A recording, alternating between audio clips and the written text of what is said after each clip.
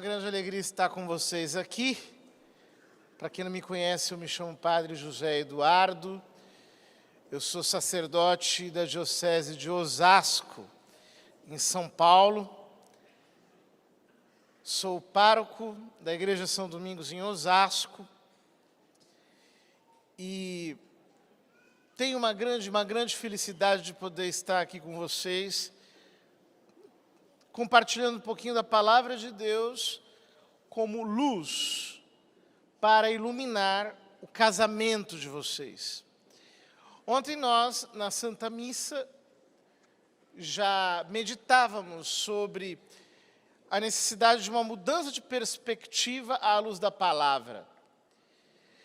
Eu tentava explicar para todos os que estavam ali que ter a cruz de Jesus no centro do casamento é o que nos possibilita mudar de assunto. Ou seja, nós deixamos de discutir culpa para discutir cura. Nós deixamos de trabalhar com a categoria da culpa e passamos a trabalhar com a categoria da cura de Deus sobre os processos que causaram as nossas enfermidades, que causaram as nossas deficiências espirituais, morais, que são aquelas que atrapalham tanto a nossa vida conjugal. Hoje, nós queremos olhar para uma outra influência. O tema dessa pregação está na carta aos Efésios, capítulo 4, versículo 27. Em que São Paulo diz: não deis lugar ao diabo. E essa palavra, lugar, aqui em Efésios 4, 27, é a palavra grega topon, de onde vem a palavra topografia, topos, lugar. Não deis espaço ao diabo. É interessante porque todos nós que temos, digamos assim, certa familiaridade com o vocabulário carismático, sabemos que a gente fala continuamente, olha, não dê brecha para o diabo, não dê brecha. São Paulo está falando de algo que é um pouquinho mais significativo do que brecha. Ele está dizendo, não dê espaço para o diabo, não dê lugar para o diabo, não dê exatamente uma região para o diabo na sua vida a partir da qual ele possa te governar. Não conceda a ele uma área na qual ele possa estabelecer uma base de controle sobre a sua vida e sobre o seu casamento. O que São Paulo está, portanto, nos advertindo aqui em Efésios 4, 27, é que nós, seres humanos, temos a autoridade de estabelecer uma região na nossa vida na qual Satanás pode assumir o controle. Veja que coisa impressionante. É como se você estivesse alugando dentro da sua casa, ou como se você estivesse dando dentro da sua casa um cômodo, um quarto, a partir do qual o diabo, e a palavra diabo significa divisor, possa estabelecer uma base de divisão, uma base de dissolução no seu casamento. Então aqui, quando nós falamos em diabo, nós estamos falando, segundo o teor de Efésios 4, 23, seja dessa pessoa espiritual que pode agir através de nós, como dos efeitos dessa ação divisiva. Ou seja, nós podemos estabelecer bases para uma divisão. Todo divórcio, toda separação tem uma história. Ninguém se separa do nada. E essa história, no fundo, segundo aquilo que São Paulo está dizendo aqui em Efésios 4, 27, é a história de uma base de divisão que nós permitimos que se instalasse até que nos conduzisse à dissolução. a separação, a destruição da unidade conjugal. Portanto, é muito interessante o modo como São Paulo fala, porque ele diz: não deis lugar ao diabo, não deis lugar ao divisor. Então ele está mostrando que nós podemos dar lugar ao divisor, que há uma possibilidade de outorgarmos ao divisor um espaço para que ele constitua uma base de divisão, uma base de destruição. Só que, se esse é o aspecto negativo que esse versículo nos traz, ele também tem um aspecto positivo. Se você pode estabelecer uma base de divisão, na medida em que você recebe o conhecimento da palavra, você pode destruir todas as bases de divisão que o diabo colocou na sua vida. Ou seja, a verdade paralela a esse versículo, não deis lugar ao diabo, é a seguinte: você pode desalojar o diabo da sua existência. Você pode recuperar o seu terreno, recuperar o seu lugar, recuperar o seu espaço, colocando debaixo do controle do Espírito Santo, pelo poder do sangue de Jesus, e colocar o diabo para correr da sua casa, do seu casamento, conhecendo exatamente qual é o processo pelo qual ele começa a se inserir e começa a alcançar espaços de divisão. Ora, para isso, nós precisamos ampliar um pouco a visão e olhar para o que São Paulo diz no conjunto do capítulo 4 e do capítulo 5 da carta aos Efésios. Eu queria dizer para vocês o seguinte: a carta aos Efésios, ela é muito mais importante do que ela parece à primeira vista. Não sei se vocês sabem, mas a ordem canônica dos livros escritos por São Paulo, das cartas de São Paulo, não corresponde à ordem cronológica. A ordem canônica, ela é por, digamos assim, densidade teológica. Os escritos mais difíceis, mais densos, maiores, vão antes daqueles que são um pouco mais simples, um pouco mais práticos e assim por diante. Os estudiosos dizem que a primeira carta de São Paulo foi a primeira carta aos Tessalonicenses, na qual São Paulo entra ali em algumas questões de tipo escatológico, fala sobre fim do mundo, isso causa um alvoroço. Ele escreve a segunda carta aos Tessalonicenses para esclarecer as dúvidas em relação à primeira carta. Depois aparece um problema na comunidade de Corinto. Aparece lá um imoral que comete incesto, casando-se com aquela que fora esposa do seu pai.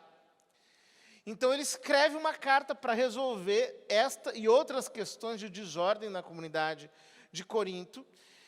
Ele faz uma solicitação de uma coleta e isso gera uma polêmica, então ele escreve a segunda carta aos Coríntios, em que ele faz uma grande apologia do seu apostolado. É uma grande carta, é uma carta maravilhosa.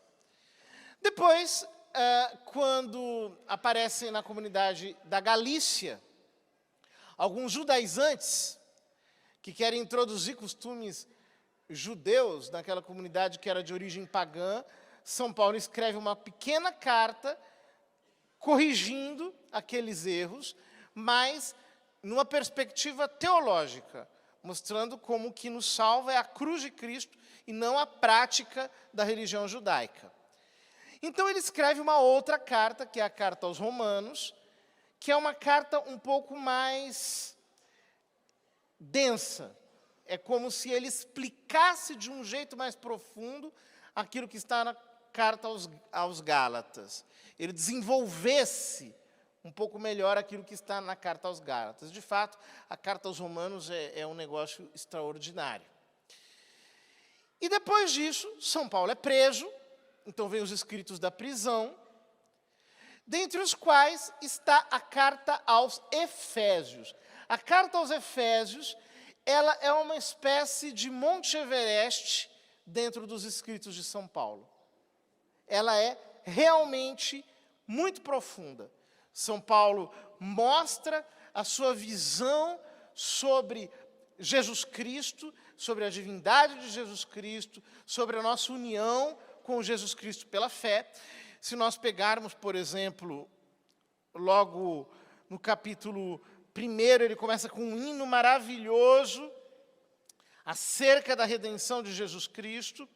Depois ele mostra a nossa união com Cristo pela fé. Ele ora pedindo a Deus que nos conceda espírito de sabedoria e revelação, que nos faça conhecer e que coloque em nós o poder da sua ressurreição, que ele diz que é o mesmo poder que mantém Jesus à direita de Deus Pai. E ele diz que graças a isso, porque o poder da fé está em nós, nós já estamos assentados com Cristo nas regiões celestiais. E nós podemos viver nessa dimensão da celestialidade, nós podemos viver como cidadãos do céu, pela fé, numa vida espiritual, numa vida alta, numa vida em que nós entramos em efetiva comunhão com Deus.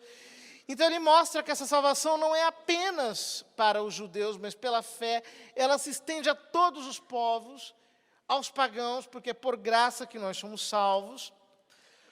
Então ele mostra como tudo isso se cumpre no ministério da igreja. Como ele instituiu alguns como apóstolos, outros como profetas, outros como evangelistas, pastores e mestres, para o aperfeiçoamento dos santos, para que nós sejamos treinados na obra do ministério, para que nós possamos atingir a unidade da fé e do conhecimento do Filho de Deus, a maturidade do varão perfeito, a maturidade de Cristo, a sua plenitude, a sua grandeza. E é diante de todo esse panorama de crescimento espiritual, que é o nosso objetivo enquanto cristãos, nós somos cristãos para isso, para sermos incorporados por Jesus Cristo na vida de Deus até a vida eterna. Esse é o nosso objetivo, nós estamos na igreja para isso. Nós não estamos na igreja simplesmente porque nós nos sentimos bem, nós não estamos na igreja porque nós gostamos de estar ali, nós não estamos na igreja porque, de alguma maneira, nós achamos que a igreja cumpre uma função social importante. Nós estamos na igreja porque um dia a graça de Jesus Cristo nos alcançou, nós fomos lavados dos nossos pecados pelo seu sangue, pela fé, nós nos conectamos com Ele, nós nos unimos a Ele e fomos lançados dentro da vida de Deus e queremos crescer nesta mesma vida de Deus, em comunhão uns com os outros, até que nós passemos da fé à visão da sua glória. É para isso que nós estamos aqui. Para nós termos mais e mais e mais e mais comunhão com Deus. Por que é importante dizer isso? Porque todos vocês aqui são batizados. Se houver algum que não é exceção. Mas a grande maioria, para não dizer todos, é constituída de batizados.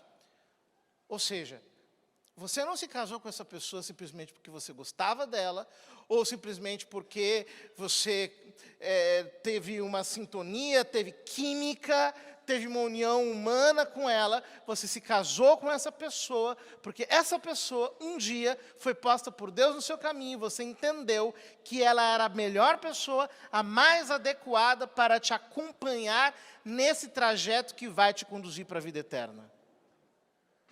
Quando um cristão se casa, ele não se casa com um pagão. Ele não se casa com alguém que simplesmente curte outra pessoa ou que gosta dela. Quando um cristão se casa, ele olha para o seu cônjuge e ele, talvez não diga exatamente com essas palavras que eu estou dizendo, mas com as suas ações e com os seus sentimentos diz: você é a melhor pessoa para que juntos nós busquemos a Deus. O centro da nossa vida não somos nós mesmos. O centro da nossa vida é Deus. O centro da nossa vida é Jesus Cristo. Mais do que a você e mais do que a mim, o nosso amor principal, aquele que tem supremacia sobre o nosso coração, é Jesus Cristo. Então eu me uni a você para que juntos nós sirvamos a Jesus Cristo, que é o nosso Senhor, que é o nosso grande amor, que é o nosso grande alvo, para que assim nós possamos nos unir ao Pai e ao Espírito Santo, até que essa união seja perfeita no céu. Este é o propósito do casamento. O casamento é um caminho de santidade. O casamento é um caminho de crescimento espiritual, em que duas vidas estão querendo cada vez mais se unir a Deus e por isso oram juntas, buscam a palavra, se apoiam, se acumpliciam nesta obra do ministério. Ela não é apenas uma vocação para a realização humana, isso é para os pagãos. Isso é para quem não conhece a Cristo, mas para você que conhece a Cristo, para você que é membro de Cristo, o seu casamento é uma plataforma de santidade, para que você se una a Deus juntamente com o seu cônjuge e, segundo a doutrina da carta aos Efésios, através do seu cônjuge. Que por este sacramento se torne uma representação de Cristo para você. Ora, a carta aos Efésios, no capítulo 4, fala da igreja, e a partir do versículo 17 fala da conduta dos cristãos. A partir da visão de igreja que São Paulo apresenta na carta aos Efésios, na sequência, ele fala das condutas que nós como cristãos devemos assumir. Se você reparar, o capítulo 5 continua com a exortação moral, e quando chega na metade do capítulo 5, a partir do versículo 25, ele se concentra sobre o casamento. E depois de falar do casamento, ele fala dos filhos. E depois de falar dos filhos e dos deveres domésticos, ele fala da armadura do cristão, da luta contra o diabo. Ou seja, a armadura do cristão, a descrição que São Paulo dá aos Efésios sobre a batalha espiritual está contextualizada na vida familiar. Isso é muito importante. Porque às vezes a gente pensa que o diabo está só num lugar de feitiçaria, que ele está apenas num lugar onde acontecem espetáculos que clamorosamente fazem invocação diabólica, ou que ostentam o pecado. O que São Paulo está nos mostrando é que estas regiões celestiais, é que estes poderes despóticos que atuam nos ares, eles atuam em todos os ambientes e o lugar privilegiado da nossa batalha é a nossa vida familiar. Portanto, casamento tem a ver com batalha espiritual. Isso é muito importante. Você precisa entender uma coisa. O diabo não tem família. O diabo nunca se casou. Ele é um encalhado assim daqueles irremediáveis. Ninguém que se casar com ele, ele não pode se casar com ninguém. Por isso que ele vai tentar destruir o seu casamento. Por isso que ele vai tentar destruir a sua família, porque ele não tem família, porque ele não tem casamento. Ele olha para o seu casamento e ele entende que o seu casamento, pelo fato de existir, é uma afronta para ele. Antes da pregação, nós fazíamos aqui uma oração de invocação do Espírito Santo. E a irmã que estava dirigindo a oração disse, isso aqui já é um exorcismo. Eu quero dizer para você o seguinte, um casamento espiritual fundado sobre a palavra de Deus é um exorcismo. Porque o diabo não pode suportar a união entre um homem e uma mulher que estão alicerçados na palavra e que buscam juntos ao Senhor. Esta oração abala as estruturas do inferno. Esta oração em si mesma, esta união e esta comunhão, são elas mesmas uma base de resistência do reino dos céus contra o reino das trevas. E por isso, todo o esforço do inferno consistirá em te desviar desse propósito, em querer destruir o altar de Deus dentro do seu casamento, em querer fazer com que o seu casamento deixe de ser um altar de Deus para ser um altar do pecado, para ser um altar em homenagem da carne, para ser um altar em homenagem desse mundo. Por quê? Quando marido e mulher se unem debaixo do senhorio de Jesus, eles se tornam uma fortaleza inexpugnável. Vocês se tornam invencíveis. A força que marido e mulher têm, respaldados pelo sangue de Cristo, é uma força completamente inabalável para as forças do inferno. Ora, São Paulo diz, portanto, em Efésios 4, 27, não deis lugar ao diabo, mas nós só conseguiremos entender o que ele chama de não dar lugar ao diabo se nós entendermos todo o contexto interior. Vai comigo ao versículo 17 do capítulo 4 de Efésios. Portanto, eis o que digo e conjuro no Senhor: não persistais em viver como os pagãos que andam à mercê de suas ideias frívolas. Veja que coisa, ele já começa chutando o balde.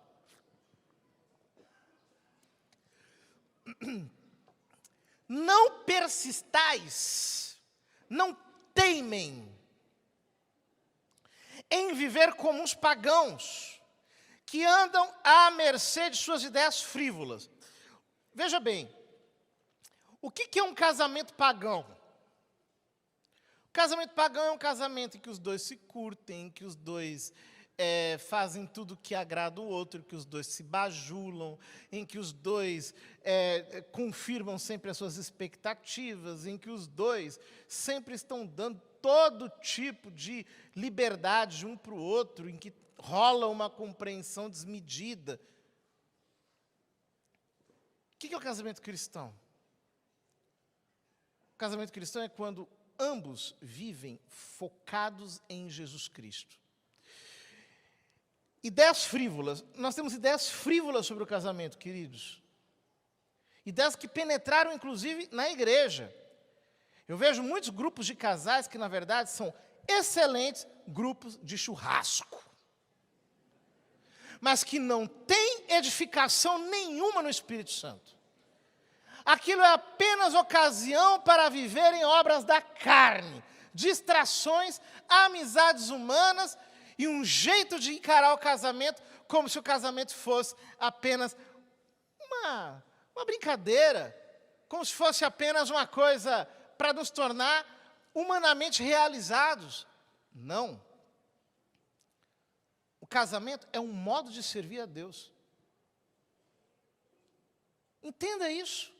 Assim como o sacerdócio é um modo de servir a Deus, a vida religiosa é um modo de servir a Deus, o casamento é um modo de servir a Deus. É um ministério. Quando nós entendemos que o casamento é apenas um jeito humano de viver, é apenas um blá blá blá, um oba-oba, então nós descemos para o nível pagão. Nós descemos para o nível humano. E aí o que acontece? Tem um monte de casal, primeiro que a pessoa está lá encalhada, ora, pede, Senhor, me dá um marido, me dá uma mulher, me dá, Senhor, me dá. Aí acha lá um Tonho, uma fulana lá qualquer. Ó, começa a pecar, dá o pé da igreja. Depois, casa. Aí querem viver aquela vidinha. Trabalha, paga conta, aí nasce aqueles filhos, aí cuida aquele vira o ídolo, né? O filho vira o ídolo. E começa a servir aquele negócio e tal, fim de semana, sogras. Aí vai para a casa de uma sogra, vai para a casa da outra, e não sei o quê, e tal, e não sei o que lá, e lá. E Deus? E Deus? Deus acaba ficando assim, num espaçozinho, quem sabe, no domingo. Quem sabe? Num espaçozinho que sobrar. Deus ocupa o lugar secundário. Pergunto, esses casais estão servindo a Deus? Eles estão encarando o seu matrimônio como um ministério, como um modo de servir a Deus? Ou estão encarando o matrimônio apenas como um estado para eles cumprirem apenas as suas vontades e, quem sabe, cumprirem o mandamento de irem à missa ao domingo?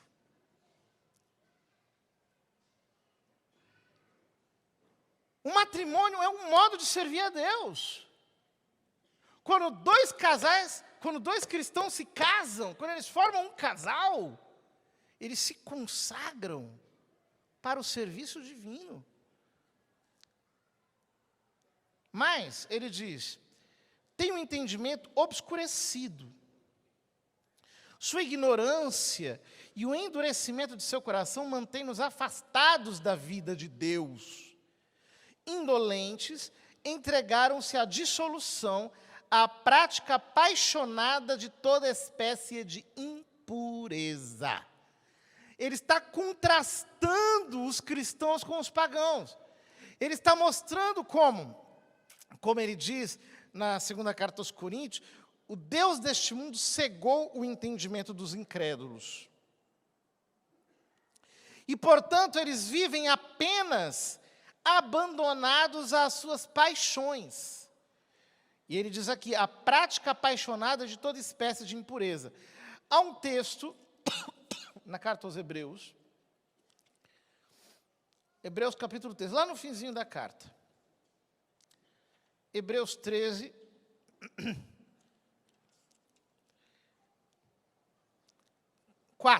ele diz, vós todos, o capítulo 12 é importante, mas talvez depois a gente volte a ele.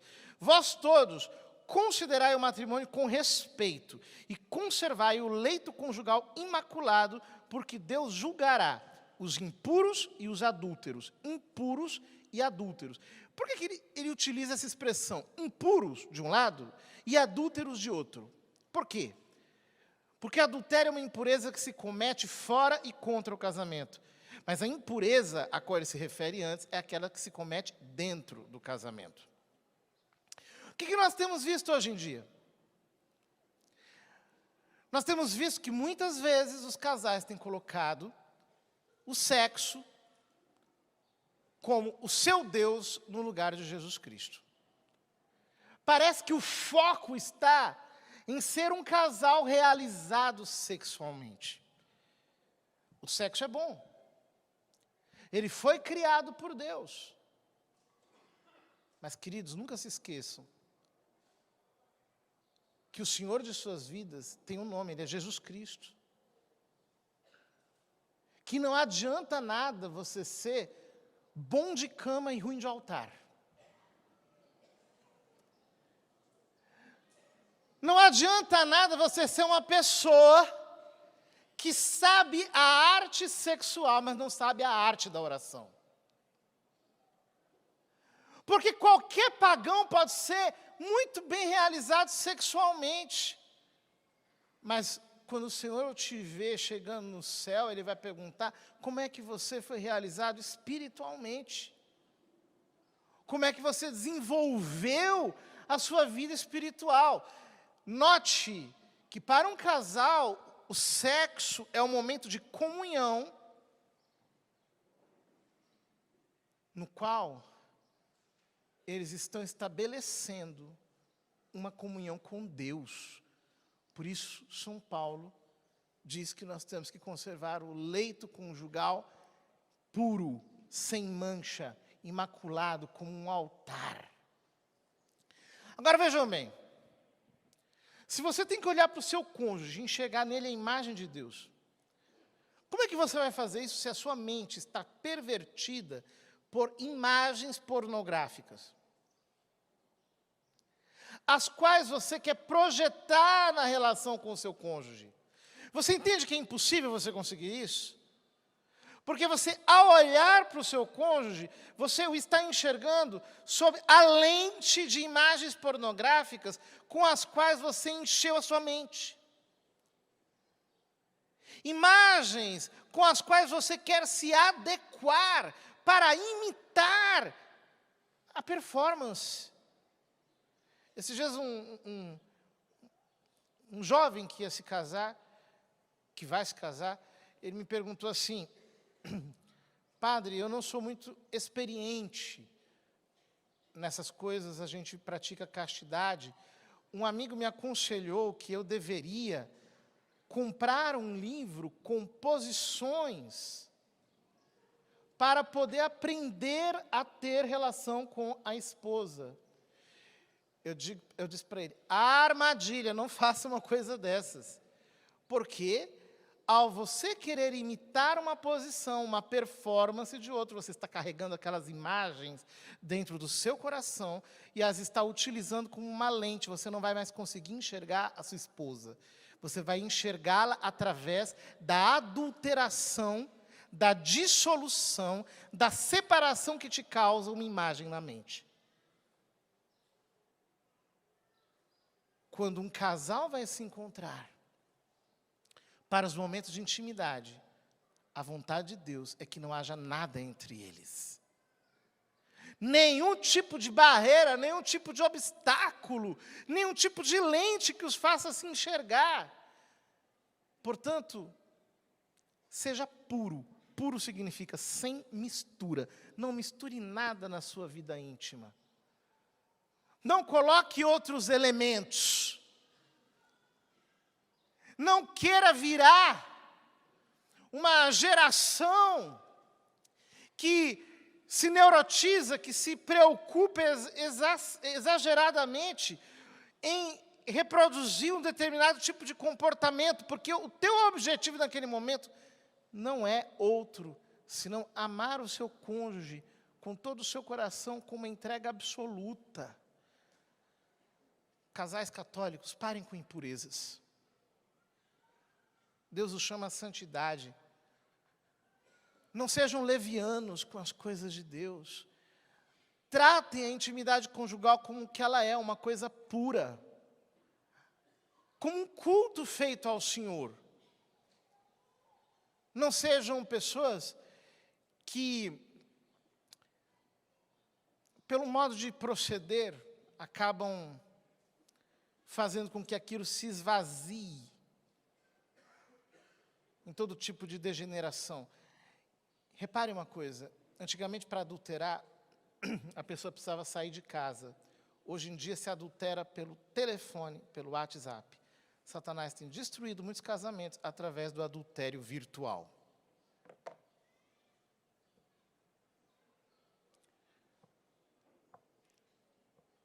É preciso bloquear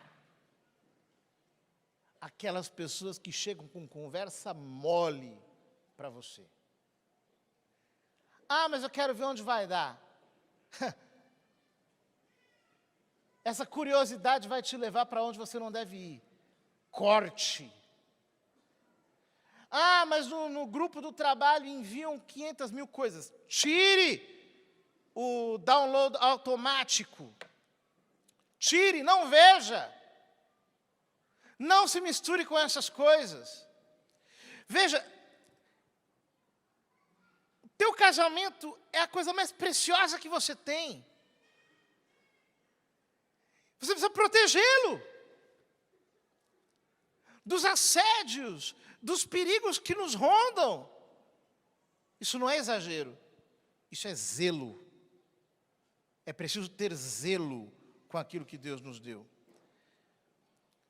Vós, porém, não foi para isso que vos tornastes discípulos de Cristo, se é que o ouvistes e dele aprendestes, como convém à verdade em Jesus. Como eu dizia antes, nós somos discípulos de Cristo, alunos de Jesus Cristo. Ele é o nosso mestre, é Ele que nos ensina. Como é que você vai aprender a sua vida conjugal? Com Jesus. Como é que você vai aprender a tratar o seu cônjuge? Com Jesus. Como você vai aprender a amar o seu cônjuge? Com Jesus. Ele é o nosso mestre, nós somos discípulos dele. Nós temos um mestre, é Jesus. Não é a televisão. Não é o programa de obscenidades que passam na TV. Vocês sabem que eu me lembro dos meus tempos de juventude. Eu sou da época que havia um canal chamado MTV. Eu sou velho mesmo.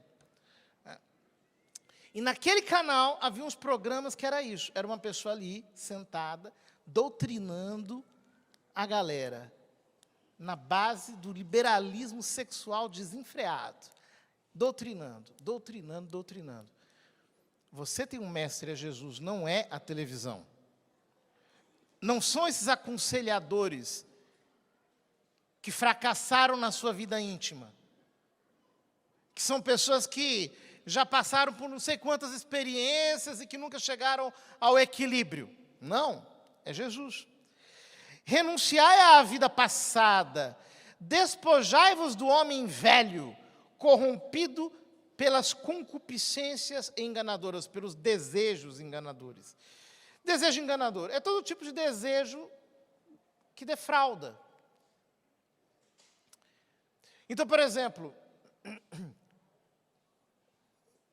eu acredito que todo mundo aqui já teve essa experiência. Você quer comprar uma coisa desesperadamente. Eu quero comprar aquilo, quero comprar aquilo, quero comprar aquilo. Aí você compra, depois de algumas semanas você já enjoa daquilo, né? Isso é desejo enganador. Isso é desejo enganador. Tem muito casal que vive atrás de desejos enganadores. O nosso sonho é ter uma casa na praia, é ter um apartamento no não sei aonde, é ter uma casa no campo. No frio, vai para o campo. No calor, vai para a praia. Ter dinheiro para isso, ter dinheiro para aquilo, ter dinheiro para aquilo outro. Ter isso, ter aquilo, ter aquilo, ter aquilo. E batalha por isso, batalha por aquilo, batalha por aquilo. Nada disso vai te trazer a felicidade. Nós já temos a experiência disso em coisas muito concretas que nós já praticamos. O que São Paulo está dizendo é, se esvazie disso, porque isso é desejo enganador. Sabe, o que tem de casal sendo destruído por dívidas desnecessárias e desorganização financeira por causa da cobiça, meu filho, caia na real. Você não pode gastar mais do que você tem. Quer comer em restaurante todo o tempo? Você está achando o quê? Que você é o que você não é? Fazendo dívidas para ficar com uma criança, com um moleque, com uma menina mimada, indo atrás de coisas secundárias. Seja realista. Você é aquilo que você é. Você não pode querer ultrapassar o seu limite. O que tem de casamento em crise por questões econômicas geradas pela irresponsabilidade de gastos feitos por pessoas imaturas que querem ser mais do que são, não está escrito. E aí você tem que chegar para a pessoa e dizer, meu filho, você tem que organizar a sua vida financeira. Você tem uma casa para sustentar, você tem filhos, você tem uma mulher. Aí começa com aquele monte de trabalho para poder pagar a dívida, e aquilo só vai crescendo, e você renegocia, e vai, e vai, e vai, e vai, e vai, e vai. Nós cristãos somos chamados a viver uma vida sóbria. Uma vida sóbria. Sabe por quê? Porque nós não temos esperança nenhuma neste mundo. Nós colocamos toda a nossa esperança em Cristo. E, portanto, nós temos responsabilidade de não correr atrás de enganos. Portanto, na sua vida econômica, seja responsável, realista e sóbrio. Então, dentro do Evangelho, você não vai ter dor de cabeça. Não vai atrás de desejos enganadores. Nada disso vai te trazer felicidade. Tudo isso é engano. Renovai sem cessar o sentimento de vossa alma, e revesti-vos do homem novo, criado à imagem de Deus em verdadeira justiça e santidade. Veja que coisa grandiosa São Paulo está dizendo. Ele dá o contraponto e depois volta para Jesus. Ele diz, renovai sem cessar o sentimento da vossa alma. No teor de Romanos 12:2, transformai-vos pela renovação da vossa mente. Veja, isso que eu estou dizendo para vocês, que eu estou compartilhando com vocês, esses pequenos ensinos. Tudo isso tem que ser gerado na nossa meditação diária da palavra. Nós precisamos levar a palavra de Deus para a nossa vida espiritual diária. Ela tem que ser o nosso pão. Se nós não meditamos, se nós não consideramos a palavra, se nós não voltamos para Cristo, nós não vamos renovar o nosso sentimento. Nós vamos ficar com um sentimento pagão. Aquele sentimento antigo, o sentimento do homem velho, volta e realiza uma revanche sobre nós. É o sentimento do homem novo que surge em nós pela renovação da palavra de Deus. Quando nós nos revestimos de Cristo, em justiça e santidade. 25. Por isso, renunciai à mentira. Fale cada um a seu próximo a verdade, pois somos membros uns dos outros. Mentira. O que tem existido de mentira, porque é assim, o pecado ele sempre traz mentira, né?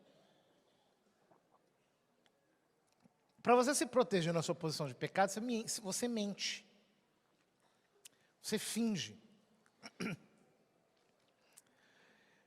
Você mente para não desagradar, né? Você diz, eu não vou falar para ela, porque senão ela vai gritar, vai ficar com raiva. Eu não vou falar para ele, senão ele vai brigar, vai ficar com raiva. Espera aí. E por que fez, então? Porque o problema não é falar. O problema foi ter feito. Ter feito. Já chegaram, às vezes, casais para se aconselhar comigo, que uma das partes falou assim, olha, eu fiz isso aqui, eu fiz aquilo lá, cometi esse erro absurdo, e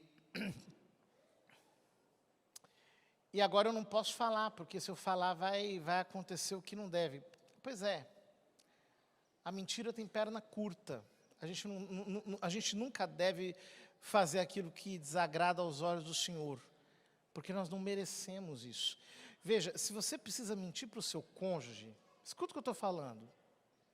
É porque o que você está fazendo não é correto. Você está gastando uma energia psicológica desnecessária. Quando Jesus diz no Evangelho, seja o vosso proceder, o vosso falar, sim, sim, não, não, o que ele está querendo nos dizer é o seguinte: você não merece carregar o fardo de encenar. Você não merece viver debaixo da tensão nervosa de ficar escondendo o seu comportamento. Diga, fale. É verdade que existem coisas que não podem ser ditas? É verdade. Algumas pessoas passam do ponto e aí é prudente realmente não dizer certas coisas. É verdade, infelizmente. Mas pare por aí, meu querido, porque você não merece viver assim. Você merece viver na verdade de Deus. Não tenha vida dupla, não tenha comportamento duplo, não tenha nada escondido. Seja na verdade. Quer saber? O teu cônjuge tem que ter a senha do teu celular? Sim. Quer saber? Vocês têm que ter transparência um com o outro. Um tem que saber onde o outro está. Um tem que saber com quem o outro conversa? Sim. Mas você tem um amigo lá no seu cônjuge tem que saber com quem você tem amizade? Sim. Porque se ele não puder saber, já está entrando brecha. Aí nessa mentira você já está começando a dar um espaço para o diabo. Assim como quando você começa a ser responsável economicamente, você já está dando espaço para o diabo. Assim como quando você deixa a imoralidade entrar dentro do seu casamento, você já começa a dar espaço para o diabo. Você tem que ser esperto. Não dê espaço. Eu tenho um amigo político, né? Eu tenho alguns amigos políticos também. Nem todo mundo é perfeito, né? E tem um deles que é novão, assim, todo rapagão, né? Eu falei, olha, toma cuidado, porque sabe como é que é. Infelizmente, tem muita coisa errada que acontece nesses ambientes, né? Pessoas fáceis ali que querem. Aí Ele me falou, não, fica tranquilo, porque quando comecei, eu levei a minha esposa para passear comigo durante uma semana por todos os corredores. Apresentei para todo mundo. É assim que se faz. Porque quem gosta de mentira é o diabo. Os filhos de Deus andam na luz. Eles mostram a verdade, eles não têm nada a esconder de ninguém. Eles são transparentes e a sua vida é realmente clara, é nítida. Aos olhos de Deus e aos olhos dos outros. 26. Mesmo em cólera, não pequeis. Não se ponha o sol sobre o vosso ressentimento. Não deis lugar ao diabo. O que São Paulo está dizendo é, todo mundo se irrita. Todo mundo se irrita. E o texto, a melhor tradução aqui seria um pouquinho diferente. Ele diz assim, mesmo em cólera não pequeis. Não se põe o sol sobre a vossa ira, sobre a vossa raiva. Não deis lugar ao diabo. Ora, é muito importante que um casal saiba lidar com raiva, com ira, com cólera, com irritação. Por quê? Porque homem e mulher são diferentes. Homem e mulher são diferentes. Portanto, homem e mulher têm um certo dom de irritar um ao outro. A verdade é essa. Né? Tem um dom de irritar. Então, por exemplo, a mulher gosta de esquematizar tudo, tudo na cabeça dela está organizado. Chega sexta-feira, o final de semana está certinho, onde é que vai no sábado, onde é que vai na tarde, onde é que vai no domingo, o que vai fazer, o que tal, e não sei o quê. Aí a mulher já pensa o que vai comer no dia de festa, no feriado, no Natal. É assim, deu novembro, ela já está pensando no Natal. No peru, no que vai fazer, aonde que vai passar, onde é que vai acontecer. Cabeça de mulher é organizada. Cabeça de homem é um lixo. A gente não pensa nas coisas. Né?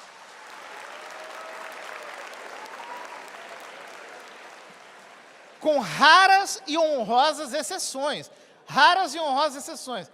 Eu digo o seguinte, a cabeça do homem começa a funcionar só depois do almoço.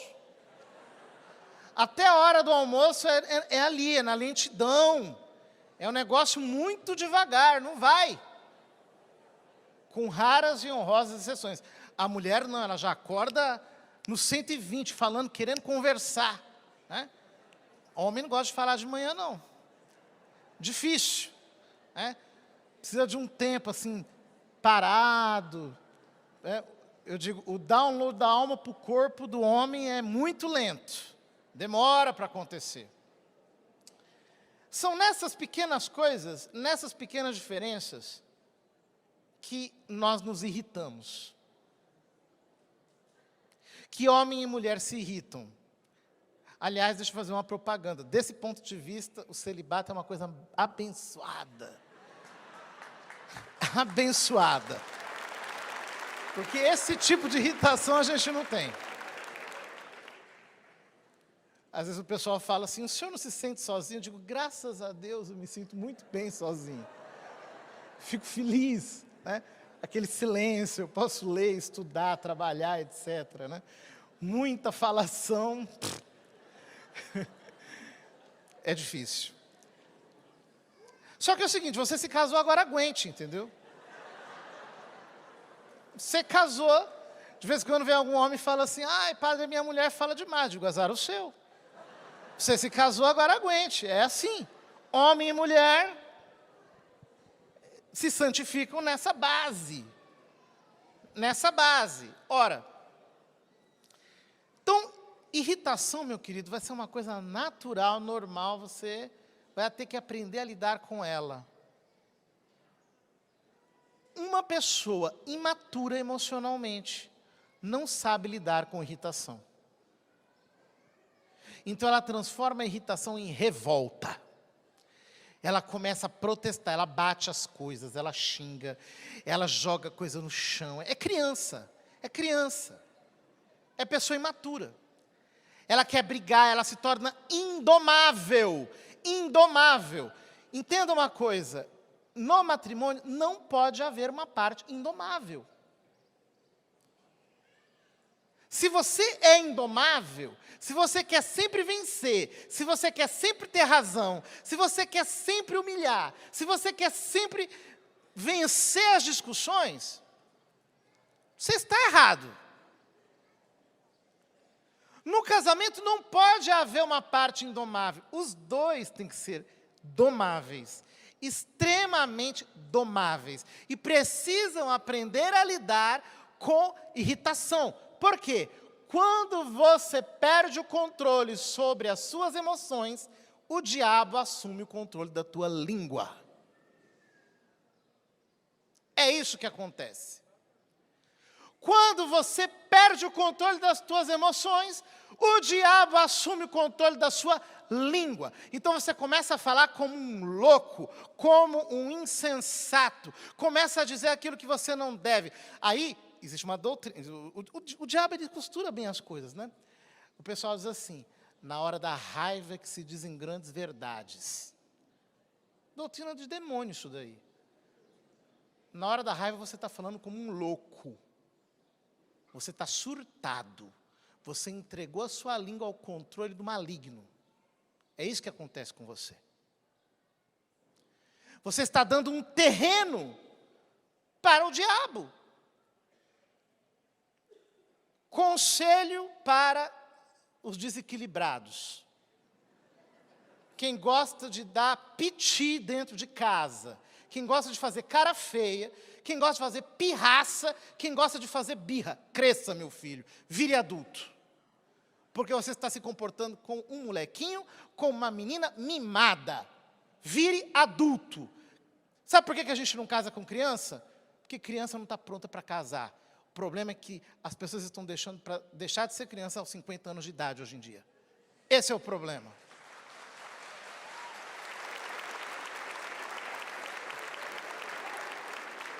Então você casa com uma pessoa que tem lá os seus quase 40 anos, mas tem a mente de um adolescente. Tem mente de um adolescente. Ah, eu preciso do meu espaço. Ah, eu preciso fazer isso, eu preciso fazer aquilo. Ah, eu quero vencer. Ah, eu quero não sei o quê. Eu estou me sentindo massacrada. É? Meu filho, cai na real. Quem é que chega às 10 horas da noite e não está massacrado? Se é um trabalhador, uma pessoa responsável, honesta nesse mundo difícil? Todo mundo. Está querendo ser o quê? Marajá? Desculpa, não deu. Não foi, você não é. Você é uma pessoa normal. É um trabalhador, é uma trabalhadora. É alguém que tem as suas dificuldades. Então, aprenda a lidar com o seu cansaço, com o seu estresse, com a sua dificuldade. Cresça, vire adulto. Isso é bênção de Deus. Ser adulto é muito bom. Você não vê esses casais assim, com os seus 50 anos de casado, 40 anos de casado, aquele povo tranquilo, né? Amaciou o espírito, né? A outra pessoa começa a falar, parece que está distante, já nem consegue mais. Laciou de tal modo a percepção que passa qualquer coisa. Por quê? Porque cresceram, porque se tornaram maduros, porque se tornaram adultos. Quando é que a igreja vai deixar de ser creche? E vai começar a ser o corpo de Cristo? Quando é que nós vamos começar a crescer, como diz São Paulo, na carta aos Efésios, a tal ponto de atingir a maturidade de Cristo e a sua plenitude? A gente vai deixar de ser criança, agitado por todo o vento, lançado de um lado para o outro. Nós precisamos crescer. Bom, eu poderia continuar muito. Há muita coisa aqui a ser dita. Mas já estamos chegando aqui no final da nossa pregação. E eu queria dizer para você o seguinte.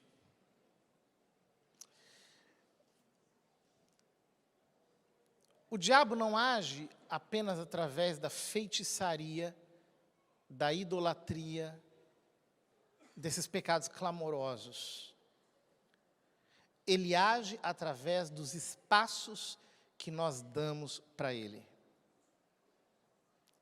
Tenha sabedoria. Procure ter sabedoria.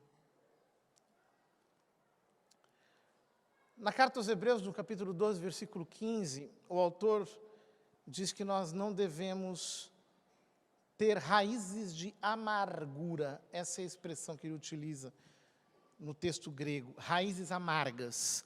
Raízes amargas. Ofensas não perdoadas geram raízes amargas.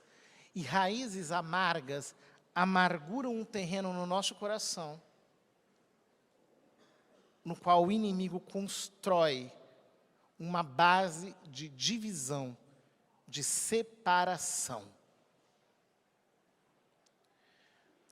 Por isso, hoje, mais do que você pensar assim, olha, eu vou rediscutir a relação. Eu quero te convidar a olhar para a cruz, a perdoar o que passou, a deixar para trás, e a reformar as próprias atitudes.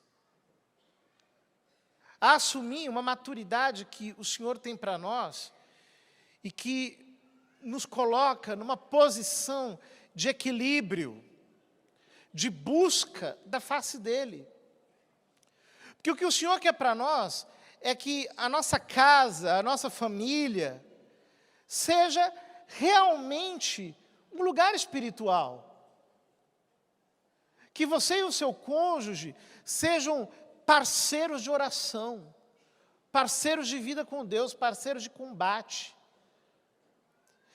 São Paulo, na primeira carta aos Coríntios, no capítulo 7, ele aconselha aos cristãos que, uma vez que eles fiquem viúvos, eles não se casem de novo. Ele diz, podem se casar, mas eu não os aconselho a fazerem isso. Por quê? O que São Paulo tem na cabeça? Ele não está dando um preceito, uma norma. Ele está com, diante dos olhos, a imagem desses casais que passaram a vida inteira caminhando como dois lutadores diante de Deus, como dois servos que estão lutando pelo Senhor, e que quando você chega a uma certa idade, você olha e fala assim, olha, eu não vou conseguir aprender isso mais com outra pessoa. Então, daqui para frente, eu vou continuar minha jornada até o fim. Porque enquanto nós vivemos juntos, nós fomos um ministério só. Nós estávamos na presença de Deus, lutando pelo Senhor, buscando a presença dEle. Nós fluíamos juntos, nós tínhamos um entendimento espiritual, um entendimento dos dons do Espírito Santo. Nós não estávamos em julgo desigual. O que São Paulo olhava diante daqueles casais cristãos eram duas vidas que amavam tanto a Jesus Cristo, com a mesma intensidade, que um não arrastava o outro espiritualmente, mas os dois corriam juntos e tinham total entendimento das coisas espirituais. Sabe aquela sintonia que os casais velhos têm?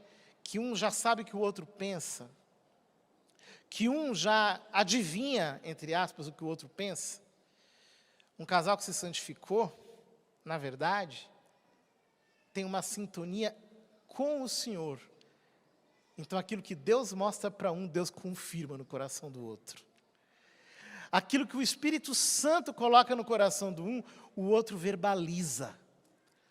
A visão que um tem, o outro diz, olha, Deus está falando comigo algo muito parecido. E sabe o que acontece? Jesus diz que o reino dos céus é como um grãozinho de mostarda, que é a menor das sementes, mas quando cresce ele se torna uma árvore grande, e as aves do céu vêm fazer nela a sua morada. Muitas pessoas, muitos casais, vão pedir cobertura espiritual para você, porque eles olharão para o seu casamento e verão que não é apenas um casamento feliz, mas é um casamento santo, edificado sobre o Senhor, um verdadeiro ministério em Deus, em que os dois não se arrastam, mas correm juntos na mesma direção. Pode ficar em pé. Vamos rezar. Pode dar a mão para o seu cônjuge aí?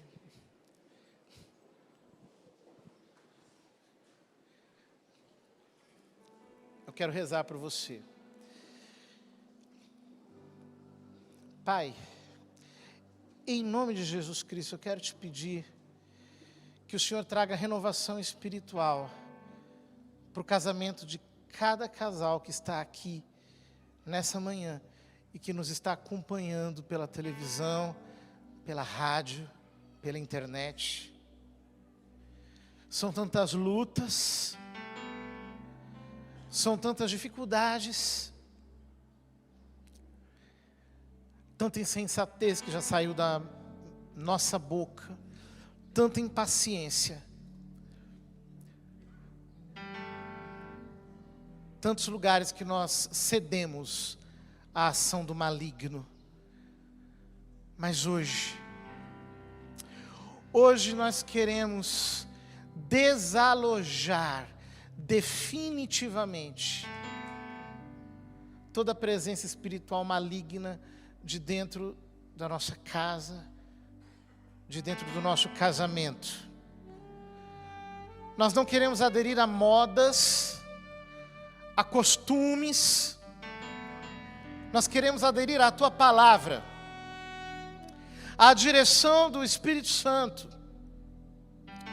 Nós não queremos ficar arrastando o nosso cônjuge indefinidamente, e por isso nós te pedimos que o Senhor traga conversão para dentro do nosso lar, para que nós entremos na visão de um casal que corre ao Teu encontro, que corre na Tua direção, que busca a Tua palavra, que busca conhecimento em Ti.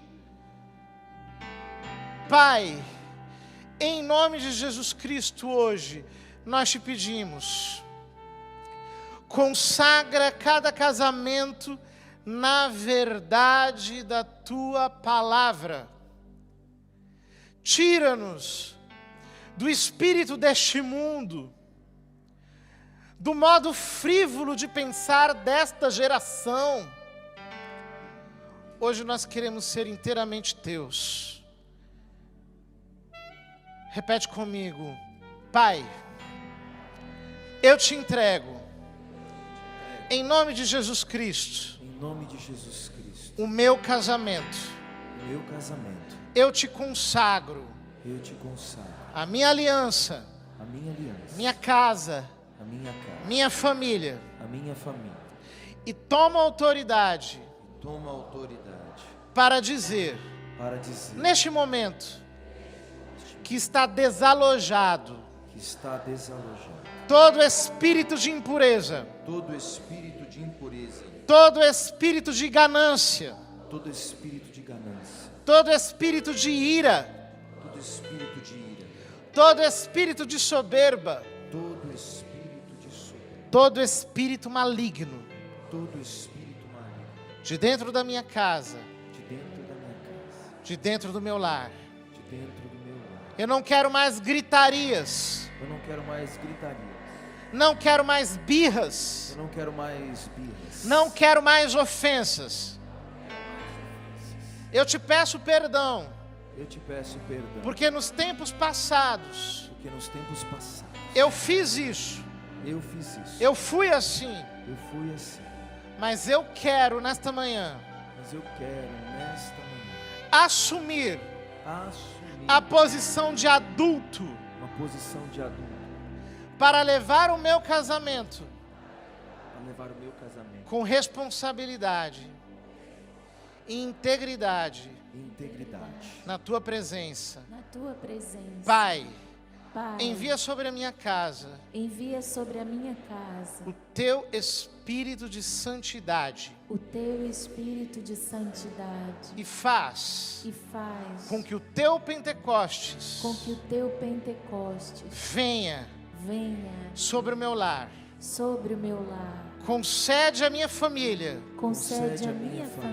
um avivamento doméstico, para que nós possamos ser uma casa ser uma casa que é a extensão que é a extensão da tua igreja. da tua igreja. Amém. Amém. Amém. Amém. Uma salva de palmas a Jesus.